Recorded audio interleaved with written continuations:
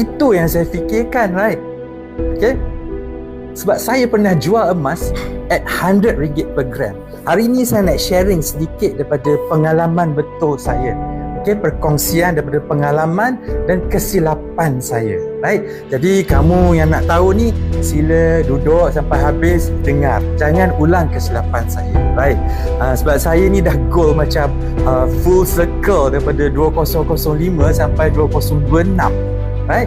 Jadi untuk kita kumpul pengalaman macam ni sangat susah. Selamat datang user 9934 Mahmudin Azizul, selamat datang. Cik Dai, hi Cik Dai, right?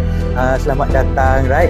Jadi sambung pada kupasan saya tadi. Saya pernah jual emas pada RM100 per gram, right? Saya let go, saya cairkan emas saya RM100 per gram.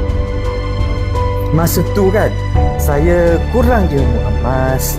Saya nak untung cepat saja, right? Jadi saya ingat saya dah buat keputusan bijak, right? Tahu tak tahun berapa tu? Right? RM100 per gram tu, okay? 2005.